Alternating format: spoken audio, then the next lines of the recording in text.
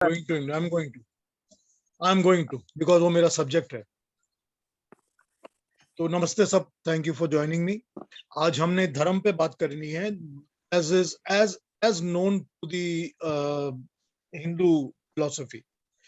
और इसके बाद मैंने आप लोगों को उसमें वो दिया है कि अगले हफ्ते के लिए पांडे जी ने फिर दोबारा कहा है कि वो आएंगे हमारे साथ, बी प्रेजेंट विद अस। उन्होंने वो रागास का क्यूरेटिव वो तैयार कर लिया है कि कौन से राग से कौन सा बीमारी पर असर होता है, क्योर होता है। तो वो उन्होंने प्रेजेंटेशन बना लिया अपना। तो मैंने कहा ठीक है, इसमें आप फिर दोबारा बोल दीजिए। तो नेक्स्ट सैटरडे संडे उनको ले लेंगे फिर से, पांडे जी को, as long as he's available with us, क्योंकि once he goes to India then he forgets about totally। तो नेक्स्ट वीकेंड को वो करेंगे। आज हम धर्म पे बात कर रहे हैं। धर्म पे बात शुरू करता हूं। और बात यह है कि धर्म जो है ना, ये शब्द इतना विशाल है, इतना बड़ा है, बहुत मुश्किल होता है इसको कवर करना पूरी तरह से। और कुछ भी मैं कह लूं, जितनी भी बातें मैं कर लूं, कुछ ना कुछ ऐसा रह जाएगा जो कि बाद में दिमाग में आएगा या आपके ख्याल में आएगा, जो कहा जाएगा ओहो ये कवर नहीं हुआ, ये भी पूछना था। क्योंकि इसका सब्जेक्ट बहुत बहुत ज्यादा बड़ा है, बहुत विशाल है। Anyway, let us start. और मैं शुरू तो कर रहा हूं और मैं कुछ बातें बोल लूंगा अपनी तरफ से, मगर आप लोग चिप इन कर जाइएगा जब आप दिल करे। You can come inside and talk about whatever आपके दिमाग में आए, जो क्वेश्चन आपके दिमाग में आए। इसको मैं यूं शुरू करूंगा। धर्म, पहले तो ये कहा जाए कि धर्म शब्द जो है, वो शब्द बनता है द्वितीय शब्द धातु से। संस्कृत के अंदर हर शब्द बनने का एक फॉर्म होता है, कहाँ से बना, उसका रूट वहीं से निकाला जाता है।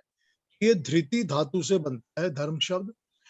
और धृति धातु का पहला मतलब ही होता है धारण करना, किसी भी वस्तु का धारण करना, टॉप करना या लेना या उसको अपनाना। तो जब ये शब्द हमने समझा ये धृति धातु से बना है, तो यहां पर यह समझना पड़ेगा कि हमको धारण क्या करना है।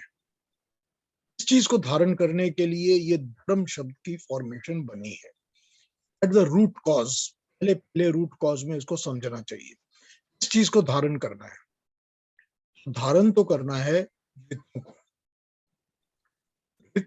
यानी कि लॉज ऑफ द नेचर या लॉज ऑफ द क्रिएशन। ठीक, जो क्रिएशन के लॉज होते हैं उनको हम लोग ऋत कहते हैं, जो होते हैं, अनचेंजेबल होते हैं, जो कभी बदलते नहीं है। They are the principles and the laws that can never change, that never alter। ठीक, वो हो गए, उनको हम ऋत कहते हैं। तम च सत्यम, जो हम जो मंत्र पढ़ा करते हैं उनको हम ऋत कहते हैं। ऋत का मतलब होता है वो वाले अटूट नियम जो कभी बदलते नहीं है। धारण क्या करना है? धारण तो करना है ऋत। तो जब ऋत को धारण कर लेते हैं तो धर्म जो है वो एक्टिवेट हो जाता है, मतलब कार्यरत हो जाता है, कार्य करने योग्य हो जाता है। धर्म को, जिसको धर्म कहते हैं, वो धर्म हो जाता है जब उसको धारण कर लेते हैं ऋतों। इतना तो समझ गए। इसको मैं एक्सप्लेन करना शुरू करता हूँ। पहले इसको यूं समझते हैं कि जो नेचर है, जो क्रिएशन है, परमात्मा की बनाई हुई सारी की सारी सृष्टि, ये सारी की सारी सृष्टि, सारी क्रिएशन जो बनी हुई है, ये सारी की सारी क्रिएशन जो है, ये परमाणुओं और अणुओं की बनी हुई है। ये तो मानते हैं हम सब। चाहे आप कोई भी धर्म को माने, कोई भी लैंग्वेज को माने, आपको ये मानना पड़ेगा कि ये सारी की सारी क्रिएशन जो है ये अणु परमाणुओं की बनी हुई है, यानी कि एटम्स की। हर एक चीज एटम्स की बनी हुई है। चाहे हमारा शरीर है, चाहे हमारी बातें हैं, चाहे पानी है, चाहे सृष्टि, चाहे सूरज है, चाहे धरती है, जो भी चीज है, एक चीज एटम्स की बनी हुई है। तो हम तो मानते हैं। जब ये पता है और हमने मान लिया है कि ये सब परमाणु और अणु की बनी हुई है, तो यहाँ ये समझना पड़ेगा कि हर एक परमाणु के अंदर, हर एक परमाणु के अंदर, परमाणु वो होता है जिसका फर्दर डिवीजन नहीं हो सकता। वो वाला बेसिक पहला, उसका पहला और ज्यादा डिवीजन नहीं हो सकता। वो परमाणु है। जब परमाणुओं का गुट बनता है तो मॉलिक्यूल बनता है। मॉलिक्यूल के से माइन्यूट यानी कि जो परमाणु फॉर्म है वो मॉडर्न साइंस को अभी तक पता नहीं है, क्योंकि इसके लिए उन्होंने कोई वर्ड भी नहीं दिया और उनको इसका कॉन्सेप्ट भी नहीं। लेकिन हमको पता है क्योंकि हमारे धर्म की किताबों वेदों में परमाणुओं का जिक्र है। परमाणु जो है उसका जब बनता है, ग्रुप्स बनते हैं तो मॉलिक्यूल बनता है। मॉलिक्यूल्स जब एक्टिवेट करके उनका एक पर्टिकुलर टाइप बनता है तो वो एटम्स बनते हैं। ठीक है, ये है सिस्टम। तो हमारे यहाँ पर ये कहते हैं कि हर परमाणु के अंदर, हर परमाणु के अंदर 3 गुण जरूर होते हैं। 3 गुण, गुण कहा जाए क्वालिटीज, या ये कहा जाए कि उसके अंदर की 3 खूबियां, या उसके अंदर की 3 एट्रीब्यूट्स, स्ट्रेंथ्स, जैसा समझ लीजिए आप। हर परमाणु के अंदर 3 गुण जरूर होते हैं। और वो 3 गुण क्या होते हैं? वो 3 गुण जिसको हम कहते हैं सत्व, रजस और तमस, जिसको हम क्या कहते हैं? हम कहते हैं सत्व, रजस और तमस। और मॉडर्न साइंस उसको कहता है प्रोटॉन, इलेक्ट्रॉन और न्यूट्रॉन। ठीक, यही है। हर परमाणु के अंदर ये 3 गुण तो जरूर होते हैं। इन परमाणुओं के अंदर जैसे ही परमात्मा के तेज की शक्ति है, ये एक्टिवेट हो जाते हैं और ये क्रिएशन बनाना शुरू कर देते हैं। जब ये क्रिएशन बनाते हैं तो क्रिएशन बनाते वक्त ये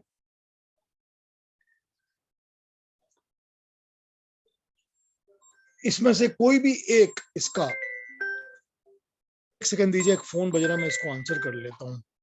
yes, I got a little busy. You can go. I don't need you. Thank you. हाँ जी, सॉरी। ये जो परमाणुओं का अंदर जो इनके गुण होते हैं, जब ये एक्टिवेट होना शुरू होते हैं तो इनमें से एक गुण ज्यादा इफेक्टिव होके बाहर आ जाता है हर एक परमाणु के अंदर। किसी में प्रोटॉन, किसी में इलेक्ट्रॉन, किसी में न्यूट्रॉन। ठीक है ना? इस तरह से एक एक एक पर्टिकुलर गुण सामने आ जाएगा, ज्यादा प्रोमिनेंट होगा। जो गुण आ जाएगा उस गुण के हिसाब से ये ऋतु को अडॉप्ट करेंगे। ठीक है ना? उस गुण के हिसाब से ये ऋतुओं को अडैप्ट करेंगे, फिर ये अपना काम उसी तरह करेंगे जैसा कि गुण और वो ऋत डिमांड करेंगे। अब इसको समझते हैं। अब इसको यूं समझते हैं कि जिस परमाणु के अंदर गैशियस स्टेज यानी कि हल्कापन बहुत ज्यादा होगा, प्रोटॉन ज्यादा होगा, इलेक्ट्रॉन कम होगा, वो हल्का होगा, वो बहुत लाइट होगा, वो फ्लोट कर सकेगा।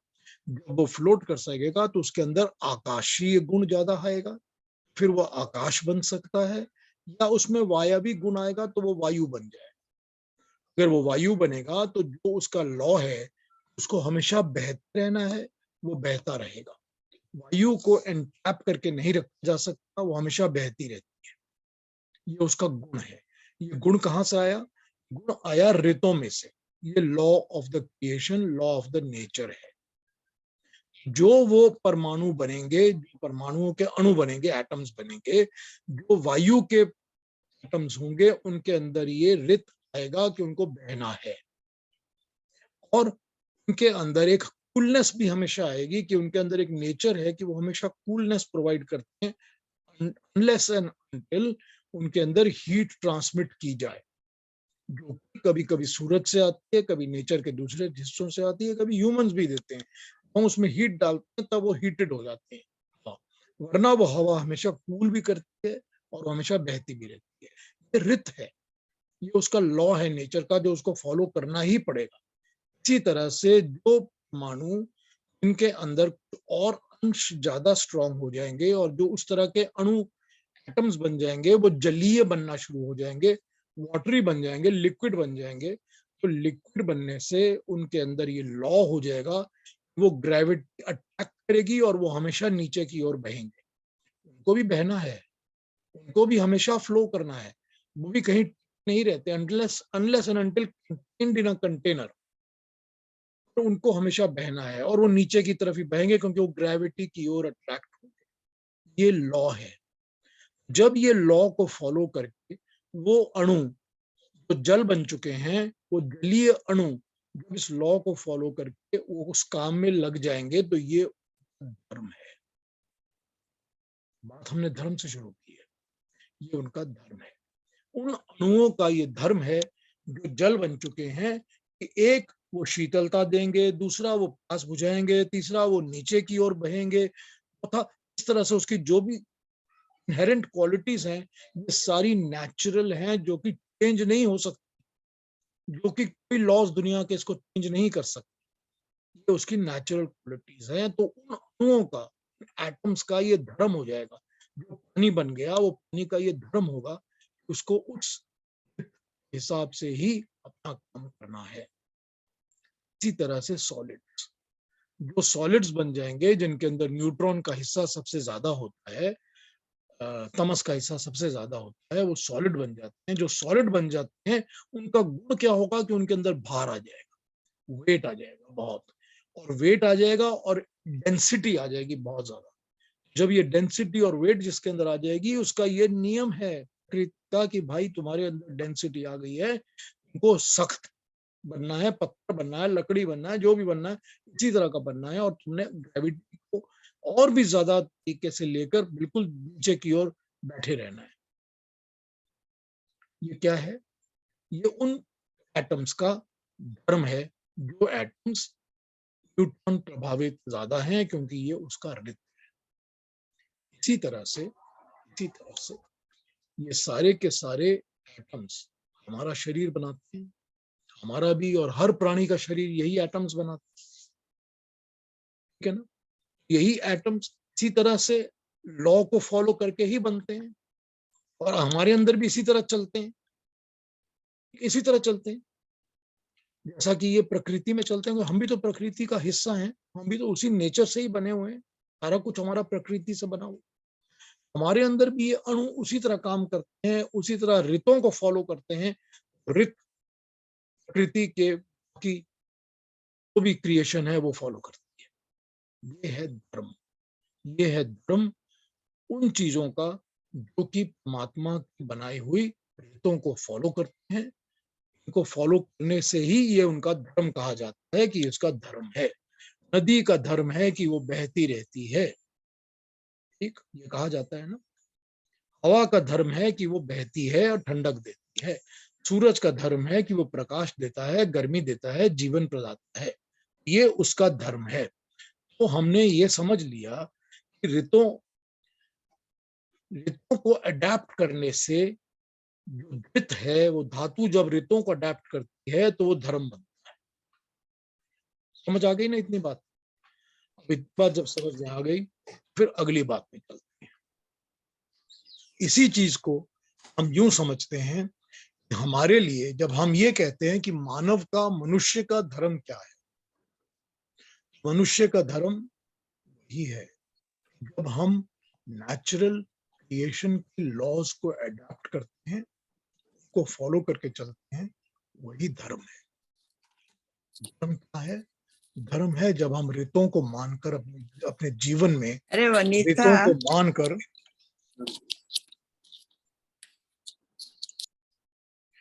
अपने जीवन में जब हम ऋतुओं को मानकर चलते हैं, अडैप्ट करते हैं, उनके अनुकूल, उनके हिसाब से जब हम चलते हैं, तो ये धर्म है। ये यूनिवर्सल धर्म है। इसी को हम हिंदू फिलॉसफी में धर्म कहते हैं। हमारे यहाँ पर धर्म का मतलब रिलीजन नहीं होता। Religion is not the word and translation for धर्म। ना हम नहीं कह सकते थे कि पत्नी का धर्म क्या है, पति का धर्म क्या है। धर्म पत्नी हम नहीं कह सकते। अगर हम किसी का नाम लेना चाहते हैं कि ये मेरी धर्म पत्नी है, हम ये धर्म पत्नी नहीं कह सकते। अगर हम उसको रिलीजियस वाइफ कहेंगे, it doesn't work like that. हमारे यहाँ पर धर्म की ट्रांसलेशन रिलीजन नहीं है। धर्म ड्यूटी बाउंड धर्म बनता है। अब आपको इसका एक छोटा सा एग्जाम्पल और देता हूं। जैसे कि गीता में भगवान कृष्ण कहते हैं अर्जुन को, तुम्हारा स्वधर्म क्या है, तुम अपने स्वधर्म का पालन करो। वहां पर वो स्वधर्म क्या है, किस चीज को स्वधर्म कह रहे हैं? वो कह रहे हैं कि तुम्हारा जन्म, तुम्हारी विद्या, तुम्हारी एजुकेशन, तुम्हारी ट्रेनिंग, सब कुछ क्षत्रिय के हिसाब से हुई है, तो तुम्हारा स्वधर्म क्षत्रिय है। क्षत्रिय का धर्म क्या है? क्षत्रिय का धर्म है कि जब जरूरत पड़े तो युद्ध करो, जब सामने तुम्हारे शत्रु खड़े हों तो तुमको युद्ध करना है। ये क्षत्रिय का धर्म है। यहाँ पर जो धर्म वो बता रहे हैं, ये धर्म सारा का सारा ड्यूटीज बन जाती है, ऑब्लिगेशंस बन जाती है। Obligations towards, number 1, towards your own self, obligations towards your own self. उसके बाद सोसाइटी, समाज, दूसरे लोग, जो भी आप समझ लीजिए। मगर पहली चीज यही है कि इसमें धर्म जो है ये ऑब्लिगेशन और ड्यूटीज है। तो मोटा मोटी पहली लेवल पर ये ड्यूटीज टुवर्ड्स द क्रिएशन है, नेचर की तरफ, जो नेचर के लॉज हैं, जो नेचर ने बताए हैं लॉज की तरफ। दूसरी बात अपनी तरफ, जब हम बिहेवियर में लाते हैं इस चीज को, बिहेवियरियल लाते हैं इस चीज को, ये बन जाता है स्वधर्म towards obligation and duties towards my own self। भगवान कृष्ण इसको इसी तरह समझाते हैं कि जो स्वधर्म है, वो धर्म ये क्या है? वो धर्म ये है कि जो तुमने, जो तुम्हारी जो ड्यूटीज हैं, तुम्हारी ड्यूटीज एंड ऑब्लिगेशंस जो हैं, पहला अपनी तरफ टुवर्ड्स योर ओन सेल्फ, और दूसरा समाज की तरफ। समाज सब कुछ, अपने भाई की तरफ, अपनी स्त्री की तरफ, अपने देश की तरफ, हर एक चीज, हर एक चीज। लेकिन सबसे पहली obligation, duty towards your own self, और वो टुवर्ड्स योर ओन सेल्फ के अंदर ही आ जाती है ऑब्लिगेशन और duty towards the nature, towards the creation, towards the creator, towards the God. सब उसी के अंदर आ जाता है। वहां पर ये क्या हो गया? ये इस तरह से हमारे यहाँ धर्म को एक्सप्लेन किया गया है। धर्म, ड्यूटी एंड ऑब्लिगेशन, ये समझ में आ जाना चाहिए। और दूसरी चीज, जो नेचुरल चीज इम्बाइब होती है वो धर्म, ठीक है ना? जैसे मैंने कहा कि पानी का धर्म है कि वो बहेगा, तो ये तो कह नहीं सकते कि वाटर का रिलीजन है। वो रिलीजन वर्ड हमारे यहाँ अप्लाई नहीं होता, it does not apply on धर्म एट ऑल। तो यहाँ ये तो हो गई धर्म की बड़ी बेसिक परिभाषा, ठीक है ना? ये बेसिक परिभाषा के बाद मैं आ जाता हूं कि धर्म के 10 लक्षण मनुस्मृति में गिनाए गए हैं। मनुस्मृति के अंदर 10 लक्षण गिनाए गए हैं। मनुस्मृति पर थोड़ी सी बात कर लेते हैं। मनुस्मृति जो है वो विवस्वत मनु, यानी कि हमारा जो ये चल रहा है इस वक्त, जो मनवंतर चल रहा है, 7वां मनवंतर, इसमें हम सब जी रहे हैं। इसके 28 युग हो चुके हैं और बाकी अभी बाकी हैं। तो हम जो इसमें जी रहे हैं, इस मनवंतर के शुरू में जो मनु हुए हैं, उन मनु को ऋषि मनु कहा गया है। उनकी ये लिखी हुई चीजें हैं जिसको मनुस्मृति कहते हैं। तो भगवान राम को हुए हुए लगभग 9 लाख से 11 लाख साल हो चुके हैं, एज पर दी सूर्य सिद्धांत की कैलकुलेशन। अगर हम सूर्य सिद्धांत की कैलकुलेशंस पे जाएंगे कैलेंडर को बनाकर, तो लगभग 9 से 11 लाख साल भगवान राम को हो चुके हैं हुए हुए। जैसे कि हम जानते हैं कि 5100 साल के आसपास भगवान कृष्ण को हो चुके हैं, वो उसी तरह से भगवान राम को हुए 9 से 11 लाख साल हो चुके हैं। उनसे भी करीब करीब 10 लाख साल पहले या 8 लाख साल पहले मनु हुए हैं, जिन्होंने मनुस्मृति लिखी है, ठीक है? मनुस्मृति जो है वो बेसिक कहा जाए कि डॉक्यूमेंट या किताब कहा जाए, जो कि लिखी गई है ऑन सोशल बिहेवियर, मनुष्य को समाज में किस तरह बिहेव करना चाहिए, उस पर लिखी गई है। मनुस्मृति ये कहती है कि मनुष्य को विवाह कैसे करना चाहिए, मनुष्य को किसमें विवाह करना चाहिए, मनुष्य को अपने भाई बहन, अपने कजन्स में विवाह नहीं करना चाहिए, मनुष्य को किस तरह से घोड़े या किस तरह से गाय का पालन करना चाहिए, खेती बाड़ी कैसी करनी चाहिए, राजा को किस तरह अपनी प्रजा को रखना चाहिए, प्रजा को किस तरह बिहेव करना चाहिए, कितना टैक्स होना चाहिए, कितना टैक्स नहीं होना चाहिए, किस किस वस्तु फ्री डिलीवरी होनी चाहिए सोसाइटी के अंदर, स्त्रियों पुरुषों को एकदम समभाव से देखा जाना चाहिए, जाति वाति की नहीं होनी चाहिए, सिवाय इसके कि जाति कम से होनी चाहिए, जाति कम से नहीं होनी चाहिए। सारी बातें मनुस्मृति कहती है। मनुस्मृति जो है वो बहुत सारी चीजों को डिफाइन करती है, लिखती है। हमारे समाज में जो हमारा सारा समाज का बेसिक स्ट्रक्चर बनाया हुआ है, जिसको हम लोग फॉलो करते हैं, जिसको भगवान राम के टाइम में भी फॉलो किया जाता था, वो मनुस्मृति के स्ट्रक्चर पर ही बेस्ड था सारा। वो यही कहते थे कि ये चीज मनुस्मृति में कोटेड है, तो इसको इस तरह फॉलो करके इस तरह किया जाना चाहिए। वो मनुस्मृति पर ही सारा का सारा बेस्ड था। वो मनुस्मृति जो है वो धर्म के लक्षण को डिफाइन करती है। वो 10 लक्षण बताती है धर्म के। मैं आपको पढ़ के सुना देता हूँ वो 10 लक्षण क्या बताती है और फिर उनको समझा दूंगा। 10 लक्षण है: धृति, क्षमा, दम, स्तेय, शौच, इंद्रिय निग्रह, धी, विद्या, सत्य, ये हो गए 10। ये बताते हैं कि लक्षण, वो कहते हैं जिस मनुष्य में ये 10 वस्तुएं हैं, ये 10 लक्षण हैं, वो धार्मिक मनुष्य है, वो धर्म का पालन करता है। ठीक है, 10 लक्षण उन्होंने गिनाए हैं। इस लक्षणों को एक बार समझ लेते हैं तो पता चल जाएगा। ये नॉर्मल बेसिकली ह्यूमन कैरेक्टर के बारे में है सारे के सारे। धृति, धृति धारण करने की शक्ति और उसको नहीं छोड़ना, मतलब उसको उससे डिगना नहीं है, उससे मूव नहीं होना है।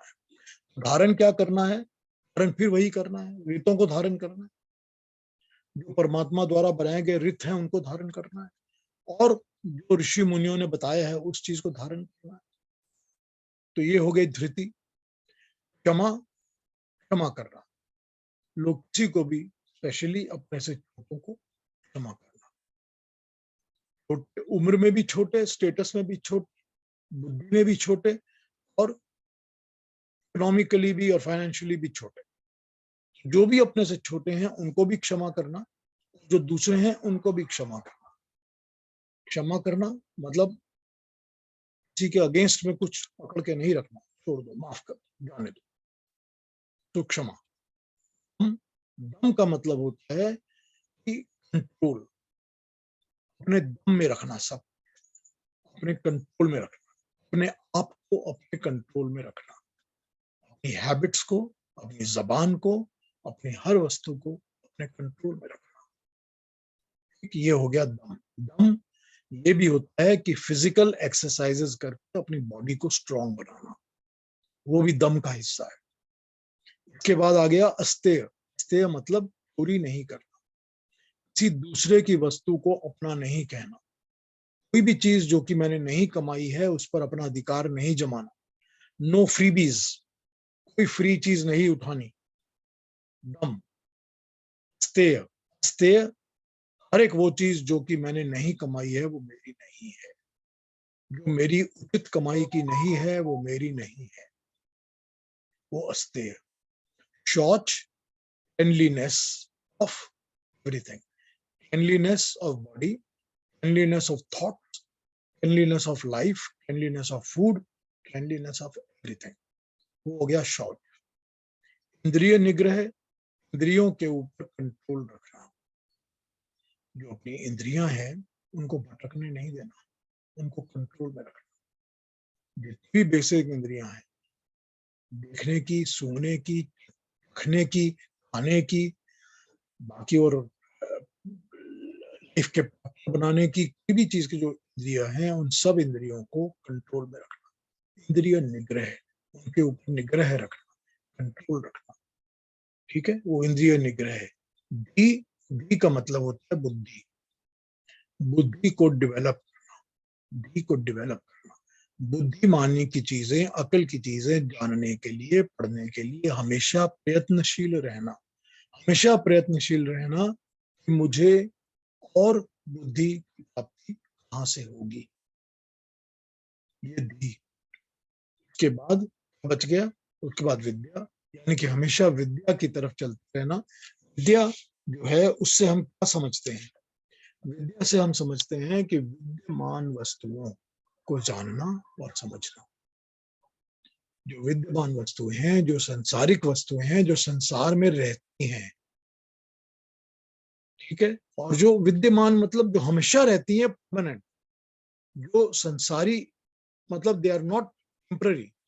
विद्यमान वस्तुएं, विद्यमान चीजें क्या हैं? विद्यमान चीजें हैं आत्मा, परमात्मा और प्रकृति। ये तीन जो है परमानेंट है, इनके अंदर टेम्पररीनेस कुछ नहीं है, क्योंकि ये बिल्ट नहीं है, क्रिएटेड नहीं है।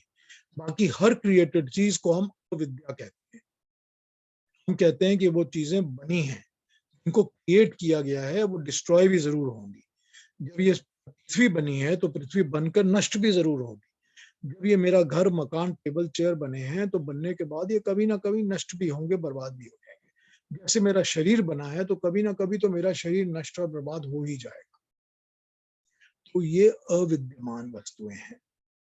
विद्या, जो विद्यमान वस्तुएं हैं वो है विद्या। विद्या की तरफ हमेशा अग्रसर रहना, उनको जानने की प्रयत्न करते हैं।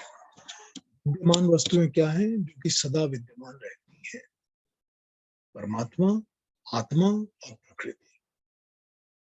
इनके लिए हमेशा अपनी तरफ से इनको जानने पहचानने के लिए, इनकी स्टडी के लिए अपने आप को हमेशा लगाए रखना, ये विद्यमान वस्तु हमारे लिए होगा विद्या। अगला हो गया सत्य। भी असत्य पे नहीं चलना, केवल सत्य, सत्य का पालन करना अपने जीवन पर भी, अपने कैरेक्टर में भी और अपने हैबिट्स के अंदर भी। सत्य। और लास्ट था अक्रोध, मतलब क्रोध नहीं करना, क्रोध नहीं करना। तो जो क्रोध करता है वो मनुष्य जो होता है उसके अंदर धर्म नहीं होता, उसका धर्म नष्ट हो जाता है। भगवान कृष्ण भी यही कहते हैं। वो तो कहते ही हैं कि लक्षण ही मनुष्य का तब होता है जब उसको क्रोध आने लगता है, क्योंकि उसकी कामनाएं पूरी नहीं होती तो उसको क्रोध आने लगता है। कामनाएं तब पूरी नहीं होती जब उसका इंद्रिय निग्रह नहीं होता। इंद्रिय निग्रह नहीं होता जब उसके अंदर चित्रवान नहीं है, विद्या नहीं ग्रहण की उसने, भी नहीं है। तो सारी बातें घूम फिर कर एक ही जगह आ जाती है। जितने भी हमारे कॉन्सेप्ट्स हैं वो सारे एक ही जगह आ जाते हैं। मनुस्मृति के हिसाब से ये 10 लक्षण बताए गए हैं धर्म के। धर्म के लक्षण का मतलब ये होता है कि जो इन 10 लक्षणों के हिसाब से इनको फॉलो करके चलता है, ठीक है, इनके ऊपर फॉलो करता है, इनके ऊपर चलता है, वो धार्मिक, वो मनुष्य धर्म फॉलो करता है तो उसमें धर्म है, ठीक है ना। अब इसमें एक चीज और समझने की है, तो मैं टच कर लेता हूं अभी, लेकिन फिर ओपन करूंगा कि आप लोग फिर उस पर बात करेंगे। इसमें समझने की बात एक और ये है कि हम जब परमात्मा से प्रार्थना करते हैं, हम परमात्मा से प्रार्थना में कहते हैं, हे ईश्वर दया निधे बहुत कृपया नेन जपोपासनादि क्रमणा धर्म अर्थ काम मोक्ष नाम सत्य सिद्धि भवेना। ये हम परमात्मा से प्रार्थना करते हैं। हम कहते हैं हे ईश्वर दया निधे, दया करने वाले परमात्मा, बहुत कृपया नेन जपोपासनादि, बहुत कृपया, आपकी कृपा से, नेन जप उपासना आदि, हम अनेक किस्म के जप उपासना कर्मणा काम करते हैं। हम मनुष्य जो है अनेक किस्म के अनेक जप उपासना आदि कर्मणा, ठीक है ना, हम अनेक किस्म के जप उपासना आदि तो करते ही है। और उसके बाद धर्म अर्थ काम मोक्ष, धर्मार्थ काम मोक्ष नाम सत्य सिद्धि भवेना। धर्म अर्थ काम और मोक्ष की प्राप्ति के लिए जो भी हम सत्य की सिद्धि का काम करें, परमात्मा उनको पूरा करे। अगर हम इसमें से कोई भी काम सत्य के लिए करते हैं तो परमात्मा उसको पूरा ना करे। हम सिर्फ सत्य के लिए जो काम करते हैं, सत्य की ही सिद्धि होनी चाहिए, सिद्धि केवल सत्य की होनी चाहिए। परमात्मा तुम सिद्धि करने वाले हो, तुम ही हो जो सिद्धि कर सकता है, केवल सत्य की सिद्धि होनी चाहिए, असत्य की सिद्धि नहीं होनी चाहिए, ठीक है ना। धर्मार्थ काम मोक्षानाम सत्य सिद्धि भवे न, हो जाए, परमात्मा आपकी कृपा से ये ऐसा हो। तो उसमें हम क्या मांगते हैं? हम मांगते हैं धर्म अर्थ काम और मोक्ष, हर चीजें मांगते हैं। ये चारों को कहा गया है कि पुरुषार्थ होते हैं मनुष्य के, हर पुरुषार्थ कहे गए हैं मनुष्य के, तो मनुष्य को करने चाहिए हर एक जन्म में, ताकि वो मोक्ष की प्राप्ति की तरफ अपना जन्म सिद्ध करके आगे बढ़ सके। पुरुषार्थ जिसको कि हम करके कमाते हैं, जो कि हम प्राप्त करते हैं, जिसकी तरफ हम मेहनत करते हैं, वो हमारा पुरुषार्थ है। ये धर्म, अर्थ, काम और मोक्ष क्यों कहा गया है? पहले धर्म, जब तक मनुष्य के अंदर धर्म नहीं आएगा, वो अर्थ ठीक से नहीं कमा पाएगा, वो प्रॉपर तरीके से अर्थ को नहीं कमा पाएगा, वो अर्थ का दुरुपयोग करेगा, अर्थ की कमाई भी गलत ढंग से करेगा, और अर्थ उसके लिए लाभदायक नहीं होगा, उसके अंदर पहले धर्म नहीं आएगा। तो पहले धर्म, फिर अर्थ। अर्थ आएगा, उसके बाद काम। काम क्या? कामनाएं। कौन सी कामनाएं? जो कि अर्थ की प्राप्ति के बाद मिलती हैं, जो कि जीवन को सफल बनाने के लिए होती हैं। वो वाली कामनाएं जो कि धर्म और अर्थ के पहले आती हैं, वो नहीं, क्योंकि वो सब बुरी कामनाएं होंगी। कामनाएं वो कि धर्म और अर्थ की प्राप्ति के बाद आए, वो भी कौन सी? जो कि मोक्ष की ओर ले जाएं। और फिर मोक्ष, परमात्मा, मैं अपने जीवन में धर्म, अर्थ, काम और मोक्ष, ये चारों पुरुषार्थों को प्राप्त कर रहा हूं, मुझे मोक्ष की प्राप्ति कराइए। अगर कामनाएं ठीक नहीं होंगी तो मोक्ष कभी मिलेगा ही नहीं। अगर कामनाएं दूषित होंगी तो मोक्ष का पथ बनेगा ही नहीं। अगर अर्थ गलत तरीके से कमाया होगा तो कामनाएं गलत होंगी। अगर धर्म स्टैब्लिश नहीं होगा मनुष्य के अंदर, ये धार्मिक चरित्र नहीं बना होगा, तो अर्थ भी गलत, कामना भी गलत, मोक्ष तो भूल ही जाइए। ठीक, ये है धर्म, ये है धर्म की इंपॉर्टेंस। हम जो अपने जीवन में धर्म की प्रार्थना करते हैं, वो धर्म इसी तरह से हम प्रार्थना करते हैं। यही है वो धर्म की इंपॉर्टेंस। हमारे हिंदू फिलॉसफी में धर्म को इसी तरह समझना पड़ता है। धर्म क्या है? धर्म वो है जिसके अंदर जो परमात्मा के बनाए रीतों को धारण कर ले, चाहे वो मनुष्य है, चाहे प्रकृति तो करती ही है, हमेशा ही करती है। मनुष्य को भी चाहिए कि मैं परमात्मा ने क्या नियम बनाए हैं। परमात्मा ने नियम बनाए हैं कि सारे मनुष्य एक बराबर है, किसी मनुष्य में कोई ऊंचा नीचा कुछ नहीं है। परमात्मा ने नियम बनाए हैं, अपने शरीर के, अपने स्वास्थ्य का ख्याल रखो। परमात्मा ने नियम बनाए हैं कि बुद्धि की तरफ चलो, बुरे को छोड़ दो, दुराग्रह को छोड़ दो। परमात्मा ने नियम बनाया है कि पिछले जन्म से जो अब जन्म मिला है, इसके अंदर कुछ ऐड करके, इम्प्रूव करके ही रखो, ताकि इसका अगला जन्म और भी अच्छा मिले। ये परमात्मा ने नियम बनाया है, तभी वो पुनर्जन्म देता रहता है। वो पुनर्जन्म देता किस पर्पज से है? कोई सोचा है इस पर? वो इसलिए तो देता नहीं है कि मैं इस जन्म में मनुष्य हूं तो अगले जन्म में कीड़ा बन जाऊं, ऐसे काम करूं कि अगले जन्म में मुझे कीड़े के जन्म मिल जाए। इसके लिए तो परमात्मा ने जन्म दिया नहीं है तुम्हारे। परमात्मा ने जन्म ही इसीलिए दिया है, तुम अगले जन्म को, इस जन्म को ऐसा करो, अगला जन्म और भी अच्छा मिल जाए या मोक्ष की प्राप्ति हो जाए। ये परमात्मा के बनाए नियम है। ये परमात्मा के बनाए नियमों के अनुसार जो उसके हिसाब से चलता है, वो धर्म को फॉलो करता है, वही धर्म है। परमात्मा ने कहे हैं नियम, सबको समान समझो, सबकी इज्जत करो, सबसे अच्छा व्यवहार करो। परमात्मा के बनाए नियम है कि जानवरों को अच्छी तरह ट्रीट करो, प्यार करो, प्रेम करो, मोह करो। वो इकोसिस्टम की जरूरत है, उनको ऐसे ही ट्रीट करो, उनको काटो मारो नहीं। परमात्मा ने नियम बनाए। अहिंसा परमात्मा का बनाया हुआ नियम है। अहिंसा के, सत्य परमात्मा का बनाया नियम है कि सत्य की राह पे चलो, क्योंकि हमको ये पता है कि हम जैसे ही इन नियमों से डिगते हैं, इनके विपरीत काम करते हैं, हमको पनिशमेंट मिलती है। चाहे वो सोशल लॉज में पनिशमेंट मिलती हो किसी कंट्री की, या कि वो परमात्मा के बनाए नियम से हमको दंड मिल जाता है नेचुरली, मगर दंड हमको मिलता है। हमको पता है कि जैसे ही हम सत्य की पथ से थोड़ा सा भी इधर उधर जाते हैं, हमको दंड मिल जाता है। हम सब जानते हैं इस बात, क्योंकि कर्म के फल तो मिलते ही, और कर्म के फल में ही हमको दंड मिलता है। ये परमात्मा के बनाए सारे के सारे नियम हैं। ये परमात्मा के बनाए नियम धर्म है। धर्म, ये जो नियम है, ये हम लोगों ने, ह्यूमन सोसाइटीज ने, कुछ कंट्रीज के लॉज के अंदर इनकॉर्पोरेट हो जाते हैं। कि ये कानून बन गया है तो कानून बनेगा तो लोग उसको फॉलो करेंगे, करना पड़ेगा, नहीं करेंगे तो उसके लिए पनिशमेंट मिलेगी, इम्प्रिजनमेंट मिलेगी, फाइन्स लगेंगे। तो इस तरह से इन नियमों को इनकॉर्पोरेट कर लिया जाता है सोसाइटी के अंदर।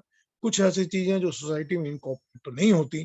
कोई कानून तो बनता नहीं है कि आपको सच बोलना है, झूठ बोलना पड़ता है, ऐसा तो कोई नियम बनता नहीं है। ऐसा तो कोई नियम नहीं बनता कि किसी भी स्त्री के ऊपर बुरी नजर मत डालो, वहां तक नियम नहीं बना हुआ। ये सारी चीजें कहाँ से आएंगी? ये सारी चीजें हमको समझ में आती हैं कि जो नियम नहीं बने हुए वो भी हमारी सोसाइटीज के अंदर, हमारी ही सोसाइटीज के अंदर उनको बुरा समझा जाता है। चाहे वो अमेरिकन सोसाइटी है, चाहे ब्रिटिश है, चाहे इंडियन है, चाहे चाइनीज है, कोई भी सोसाइटी है, उनमें इन चीजों को, परमात्मा के बनाए हुए नियमों के विपरीत जो चीजें हैं उनको बुरा समझा जाता है। मनुष्य के अंदर एक नेचुरल चीजें फ्लो कर रही है। अब ये सच है कि हमारे अंदर हम इसको मनुस्मृति को इनकॉर्पोरेट करके कह सकते हैं कि सोसाइटीज उसी तरह से बनी हुई हैं, लेकिन आज के दिन में हम इसी को धर्म समझते हैं। यही धर्म है। ये जो पूरा का पूरा इस तरह से फैला हुआ है, जिसको कि हम कह सकते हैं कि एक कॉन्सेप्ट है, इस तरह से सोसाइटी में, मनुष्य में, अपनी जात में, अपने लोगों में, अपने ही चरित्र में किस चीज को फॉलो करें, किसको नहीं फॉलो करें, ये धर्म है। यूं कहा जा सकता है कि मानव धर्म मनुष्यों का धर्म है। हर एक मनुष्य के मानव होने का जो उचित पथ है, उचित रास्ता है, वो उसका धर्म है, वही धर्म है। हमारी हिंदू फिलॉसफी में धर्म का यही मतलब होता है। धर्म का ये मतलब नहीं होता कि मैंने यज्ञोपवीत पहना है, या मैं अगरबत्तियां जला रहा हूँ, या मैं मंडे के मंडे उपवास रखता हूँ। वो सब चीजें धर्म नहीं होती। रिचुअल्स हो सकती है, उनको हम रिचुअल कह सकते हैं, कहा कह सकते हैं, लेकिन वो धर्म नहीं होता। संस्कृति भी कह सकते हैं कि हमारी संस्कृति के अंदर है कि हम इस चीज को ऐसे ऐसे करें, ऐसे फॉलो करें, लेकिन वो धर्म नहीं होता। धर्म के ऊपर बेस करके चीजें बन सकती हैं। हमारे रिचुअल्स धार्मिक बने हुए हैं, या हमारे रिचुअल्स इस तरह से बने हुए हैं, वो दूसरी बात है, लेकिन धर्म नहीं है। जो धर्म है वो सिर्फ वही धर्म है जो कि परमात्मा के बनाए नियमों के अनुकूल चले, वही धर्म है। परमात्मा के बनाए नियम कुछ बड़े इम्प्लाइड, सामने स्ट्रेट फॉरवर्ड नजर आते हैं, और कुछ परमात्मा के बनाए नियम हमको समझने पड़ते हैं। अगर हम नहीं समझते हैं तो हमको दंडित होना पड़ता है। अभी हमको समझ आ जाना चाहिए कि ये नियम है जो परमात्मा ने बनाया है। हम जब परमात्मा के बनाए नियम के ऊपर ध्यान देंगे, के ऊपर विशेषता से समझेंगे, हमको ये समझ में आ जाएगा कि मुझे किन किन नियमों का पालन करना ही है, चाहे वो स्टेट के द्वारा बनाए लॉज हैं या नहीं है, या मुझे स्कूल में पढ़ाया है या नहीं है, पेरेंट्स ने सिखाया है या नहीं है, लेकिन ये मुझे फॉलो करने हैं। जब ये नियम समझ में आते हैं तो सब परमात्मा के रित एक के बाद एक के बाद एक खुल के आंखों के सामने आ जाते हैं। जितने भी रित हैं जो परमात्मा ने बनाए हैं, या तो हम उसको पढ़ के समझ जाएं, या तो हम लिटरेचर से समझ जाएं, या माँ बाप बात के समझा दें, या हमको स्कूलों में पढ़ाए जाए, मगर वो समझने पड़ते हैं। जो वही है जो कि मानव धर्म बनाते हैं।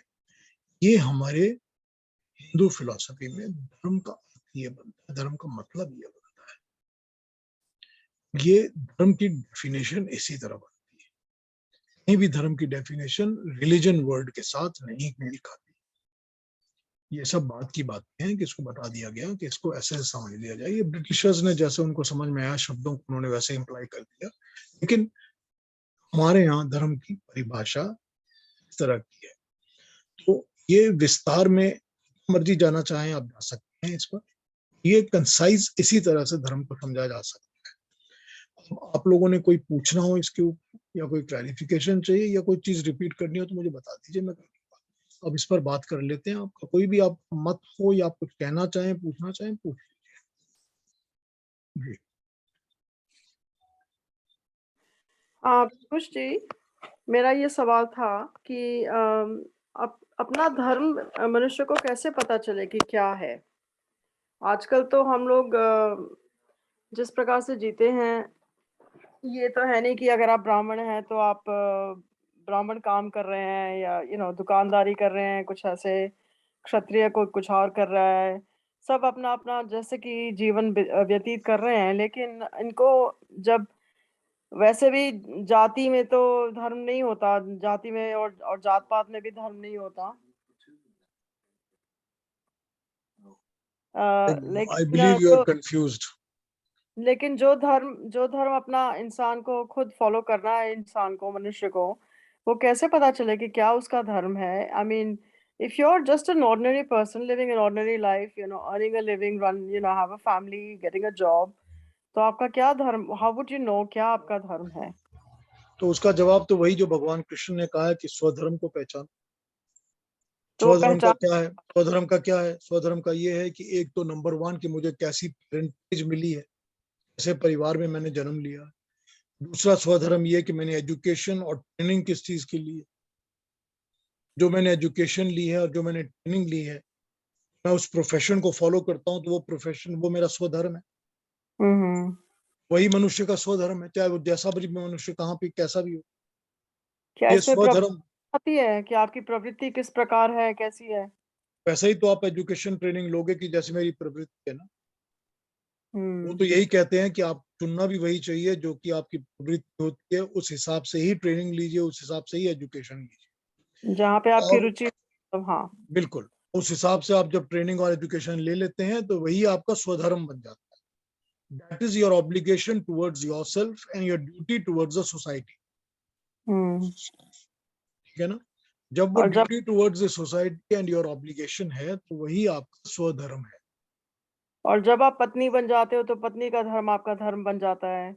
जब आप वो माता बन पत्नी, जाते हो, तो माता का तो धर्म फिर आपका पिता बनना, माँ बनना, वो सब कुछ भी तो एक, वो भी तो एक आपका मनुष्य की तरह एक धर्म बन जाता है ना। वही तो आपकी ड्यूटी और रिस्पॉन्सिबिलिटीज हो जाती है ना, ऑब्लिगेशन या हो जाती है ना।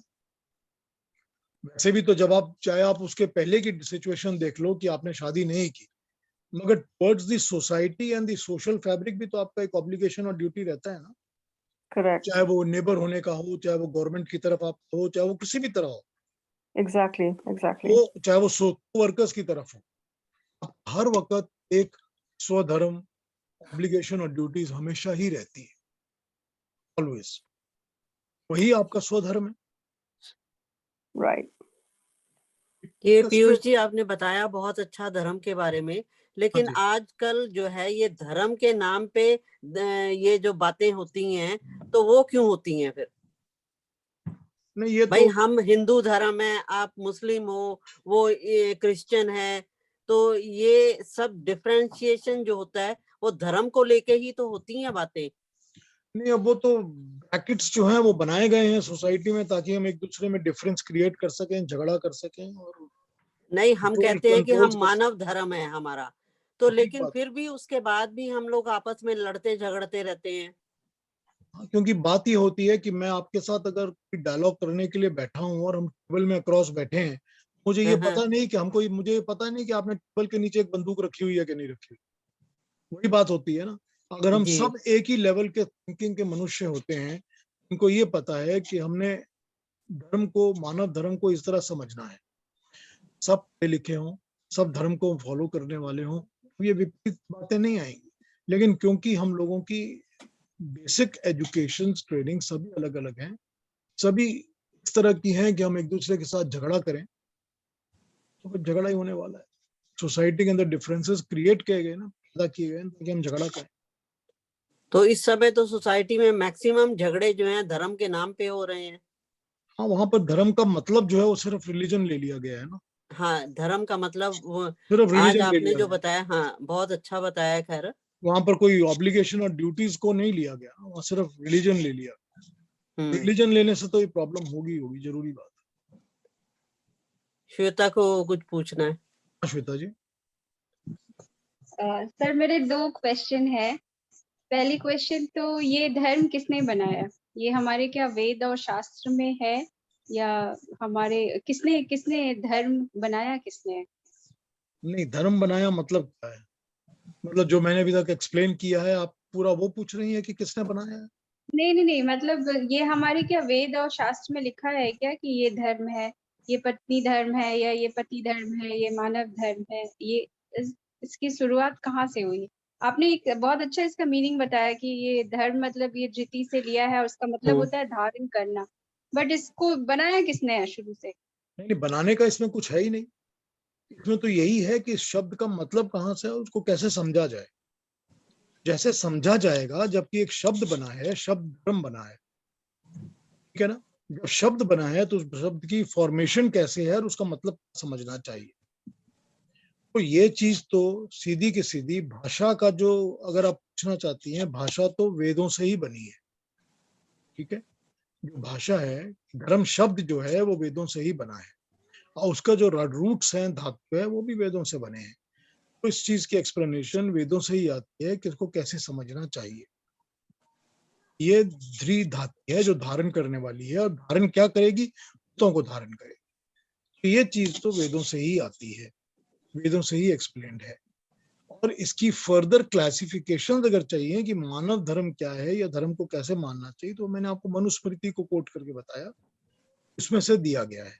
और मैंने फिर आपको एक वेद मंत्र भी बताया जिसमें कि धर्म, अर्थ, काम और मोक्ष को कैसे समझाया गया है, वो धर्म फर्स्ट लिया गया है, उसके बाद बाकी की चीजें ली गई हैं। तो this is how it is made. ये हमारी जो कॉन्सेप्ट है, ये बना हुआ कुछ नहीं, ये कॉन्सेप्ट हमारा जो कॉन्सेप्ट है धर्म का हमारे हिंदू रिलीजन में, हिंदू फिलोसफी में, वो यही है। तो ये जो भी धर्म का महापुरुष हैं वो लोग जैसे जो भी अच्छे कर्म करते आए वो फिर धर्म बन गया हमारा। नहीं, हमारा मुझे धर्म नहीं, हमारा धर्म नहीं बन गया, ये हमारा कुछ नहीं बन गया। वो उनका उनका धर्म था जो कर रहे हैं। हमारा आपका धर्म वो है जो हम और आप अपनी ड्यूटी और ऑब्लिगेशंस कर रहे हैं। हाँ, वही ड्यूटी ऑब्लिगेशन कैसे हमको पता चला? जो हमारे पूर्वज या श्री राम और श्री कृष्ण और जो भी महापुरुष थे वो लोग जो किए उनको ही हम बाद में फॉलो करने लगे ना, कि भाई नहीं, पुत्र होना चाहिए। आइडियल्स को फॉलो तो हम सभी करते ही हैं। हर जगह अपने माँ बाप को भी आइडियल समझ के फॉलो करते हैं, अपने टीचर्स को, गुरुओं को भी आइडियल समझ के फॉलो करते हैं। आइडियल्स को तो हम फॉलो करते ही हैं, लेकिन उसके पहले हमको ये पता है कि हमको ये टीचिंग्स जो हैं वही है कि हमको ये समझना पड़ेगा कि परमात्मा के बनाए रित कौन से हैं। हमको परमात्मा के बनाए हुए रितों के हिसाब से अपने जीवन को चलाना या ढालना है, ठीक है ना। आप जब अपने छोटे से बच्चे को कुछ सिखाते हैं, तो बच्चे को भी वही चीजें सिखाते हैं कि बेटा यूं करो तो ठीक रहोगे, वरना चोट लग जाएगी, वरना गिर जाओगे, वरना आंखों में प्रॉब्लम हो जाएगी। अगर पानी को ठीक से नहीं पियोगे तो पानी अटक जाएगा गले में, सांस में अटक जाएगा। सब चीजें हम बच्चों को समझाते हैं, ठीक है ना।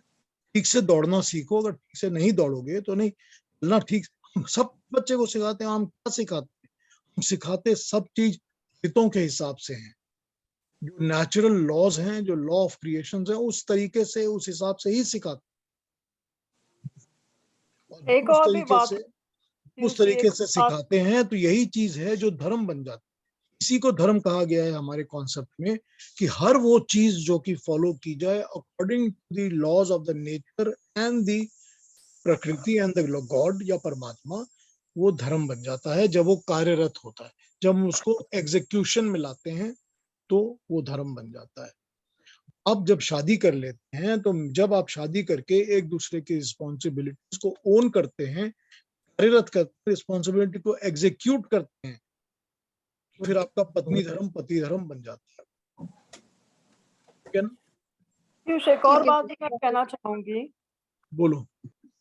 कि धर्म, आई एम श्योर, एकदम रिजिड कॉन्सेप्ट नहीं है, इट्स क्वाइट फ्लूइड। क्योंकि हमारे आर्य समाज के उसमें जो 10 नियम है उनमें लिखा गया है कि सबसे प्रीति पूर्वक यथा योग्य वर्तना चाहिए। तो आई एम श्योर कि धर्म भी यथा योग्य होना चाहिए, अकॉर्डिंग टू द परिस्थिति। आई एम श्योर कि हर परिस्थिति में वो एक धर्म नहीं रहता। कृष्ण ने खुद भी कहा है गीता में, भगवान श्री कृष्ण ने कहा है कि जहाँ पे आपका सामना धूर्त लोगों से हो, तो उनका उनका जवाब आप धूर्त तरीके से दे सकते हो। नहीं, यथा योग्य में यहाँ पर यह समझना चाहिए कि जो बच्चा है उसके साथ बच्चे की तरह बिहेव करो, या जो उम्र में बड़े हैं उनको आदर देके, सम्मान देके उस तरह बिहेव। यथा योग्य का मतलब ये नहीं होता कि धूर्त और अकलमंदी हो। यथा योग्य का ये मतलब होता है कि जिनसे तुम मिल रहे हो, स्त्रियों से मिल रहे हो तो उनका आदर सम्मान करो, पुरुषों से मिल रहे हो तो बंधु की तरह उनको ट्रीट करो। यथा योग्य के ये भी मतलब होते हैं। या ये चीजें सारी की सारी आ जाती हैं जब हम परमात्मा के नियमों को ठीक एवरीबडी गुड की तरह लेते हैं तो हमको समझ में आ जाता है किसको सम्मान देना है, किसको कैसे ट्रीट करना है, किसको कैसे ट्रीट नहीं करना।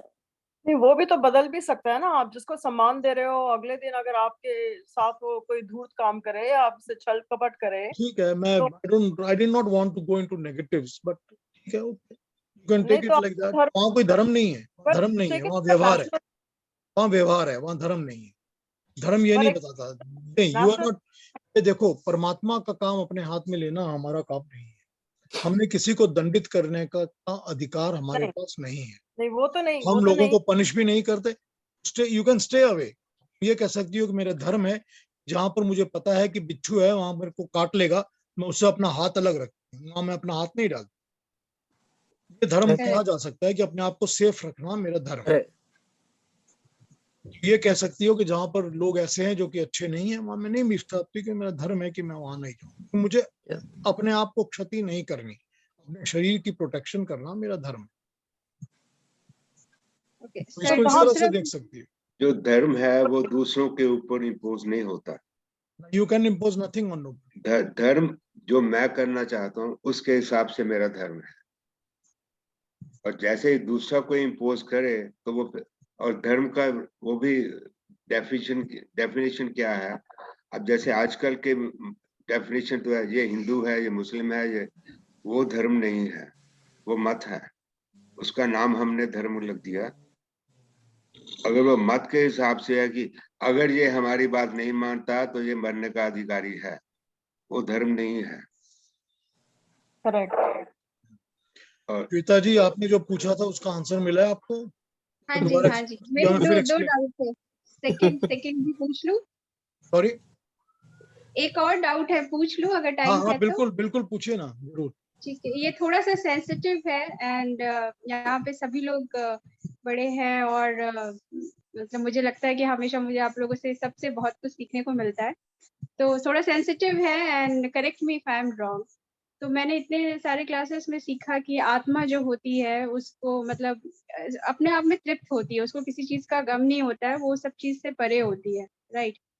तो जब जो कोई लोग दुनिया छोड़ के चले जाते हैं उसके बाद जो इतना पंडित लोग बोलते हैं कि आप बहू हैं या बेटे हैं तो आपका ये धर्म है, मरने के बाद ये करना चाहिए, वो करना चाहिए, it's like a big process in Hindu धर्म में। हमारे में जो होता है श्राद्ध कर्मा होता है, उसके बाद भी बहुत कुछ होती है।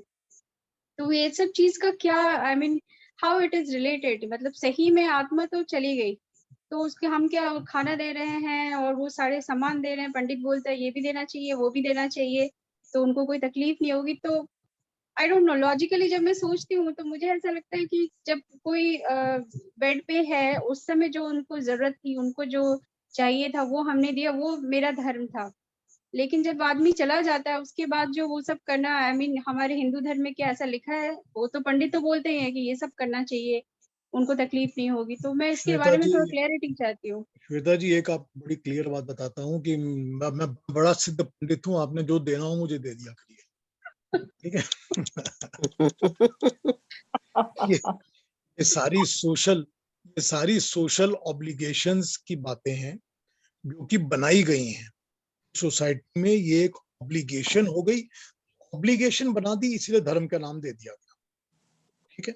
अब इस ऑब्लिगेशन में अंधविश्वास कितना है उसकी अलग बात है। ये सारी की सारी बातें आत्मा के पास कुछ नहीं जाता। किसी भी मरे हुए को आप पहुंचा नहीं सकते, कुछ दे नहीं सकते, कुछ प्राप्त नहीं हो सकता। आपने जो करना है वो जीवित मनुष्य के लिए करिए, उसकी सेवा करिए, उसको जो देना हो दे दीजिए, जो बिल्कुल खिलाना हो बिल्कुल बिल्कुल खिला दीजिए, नया बिस्तर खरीद के देना दे दीजिए, मगर मृत मनुष्य के पास कुछ नहीं पहुंचता। That is true. मैं पर्सनली यही बिल्कुल ट्रस्ट बिल्कुल सो करती हूँ सही बात बात। ये है, जो लॉजिकली। श्राद्धों का सारा सिस्टम जो बना हुआ है ना, वो श्राद्ध हमारे वेदों में कहा गया है कि श्राद्ध होता है श्रद्धा से, और श्रद्धा जो होती है वो जीवित मनुष्यों के लिए होती है, मृतों की तरफ श्रद्धा मृत के नहीं होती। लिए बिल्कुल। मृतों की तरफ स्मृति होती है। Yes. कि आप याद रख सकते हैं, अच्छी स्मृति रख सकते हैं, बुरी स्मृति रख सकते हैं, लेकिन श्रद्धा नहीं होती। श्रद्धा जो नहीं होती है वो सिर्फ जीवित के लिए होती है। बिल्कुल तो ये वेदों में बड़ी क्लियरली बताई गई बात है कि श्राद्ध जो होते हैं वो सिर्फ जीवित मनुष्य के लिए होते हैं, वो मरुओं के लिए नहीं होते। मरुओं को आप कुछ नहीं दे पाते। हाँ, आपने घर में पूजा करनी है, उनको याद करना है, स्मरण करना है, गुड मेमोरीज लेनी है, वो दूसरी बात है, आप कर लीजिए। मगर कहीं भी मैं मिठाई पीयूष जी को दे आऊंगी तो मेरी माता जी को पहुंच जाएगी, ये नहीं होने वाला। वो पीयूष जी खाने वाले हैं, कहीं पहुंचने वाली नहीं है। ठीक है?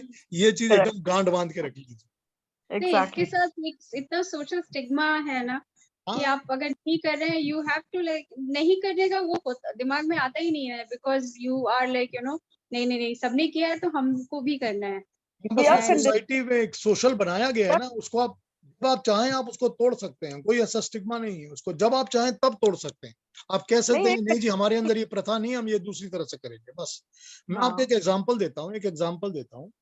मेरी सास, मेरी अपनी सास की मृत्यु हो गई थी में। तो मेरी जब सास की मृत्यु हो गई तो मैंने अपनी माँ से कहा, मेरी माता जी से, कि उनके घर में चौथे पर एक हवन करना है, तो आप अगर चलें साथ तो हम लोग एक साथ वहां पर हवन कर लेंगे मेरी सास के वहां जाकर। मैं, आपको पता है शायद सब कि मैं बंगाली परिवार में विवाहित था, तो मेरी सास बंगालन थी। तो वो, उनके यहाँ पर क्या था कि तब तक उनके बाकी रिश्तेदारों ने, फैमिली मेंबर्स ने वगैरह बहुत सारों ने आके, वो भी अपनी तरफ से एक लोकल पंडित वगैरह लेकर आ गए। वो पंडित ने एक बहुत लंबी लिस्ट दे दी कि आपको एक पटिया दान करनी है, 2 बिस्तर दान करने हैं, छतरी भी दान करनी है, 2 किलो चावल दान करने हैं, एक धोती देनी है, पता नहीं क्या क्या, बहुत लंबी लिस्ट बना दी। तो मैं और मेरी माँ जब वहां गए, हमने कहा ऐसा है कि बैठिए, हम आपके यहाँ हवन करते हैं, हवन करके शुद्धि कर देंगे। शुद्धि का मतलब है हवा पवित्र हो गई है, मृत का यहाँ पर इफेक्ट नहीं रहेगा, और उसके बाद आप फ्री हो। तो उन्होंने कहा ये जो लिस्ट देंगे वो लिस्ट को बस रखिए, फाड़ के फेंक दीजिए, उनको सबको कहिए हो गया हमारा काम, हमने दान वान दे दिया, सब तो सब खत्म हो गया। दूसरे पंडित आए थे, उन्होंने हमारा काम करा दिया, हमको कोई जरूरत नहीं। क्या हुआ, उनके जितने रिश्तेदार आने वाले थे, जो बाकी आए थे, मेरे जो कजन्स हैं, हमारी वाइफ के कजन्स, वो सब ने कहा अच्छा ये हो गया, किसको बुलाया, कितना खर्चा लगा। मैंने कहा बताने की कोई जरूरत नहीं, बस हो गया, ठीक, मौज करो। ये ना काम, ये सब सोशल स्टिग्मास बनाए हुए हैं। सोशल स्टिग्मास भी बनाए हुए हैं सारे ही उस किस्म के ब्राह्मणों और पंडितों द्वारा, जिनकी भूख कभी मिटती ही नहीं, जो एजुकेटेड नहीं है। क्योंकि एजुकेटेड नहीं है इसलिए उनको भूख ज्यादा लगती है, तो दूसरे तरीके से धन कमाना होता है। ये स्टिग्मा में से जब आप चाहें स्टिग्मा में से वॉकआउट कर सकते हैं। You can walk out education नहीं है या ये whenever you व्यापार want है, to walk out, you can walk out from all these stigmas in the society. ये व्यापार है, ये वो नहीं है कि धर्म है। क्योंकि मुझे यही तरीका है मेरा पैसा कमाने का, तो मैं जितना उनको कहूंगा देना चाहिए मुर्दों को। हमें ये सोचना चाहिए कि कहते हैं कि मृत्यु के बाद आत्मा तो चली गई, तो हम किसको भेज रहे हैं? शरीर को जला दिया।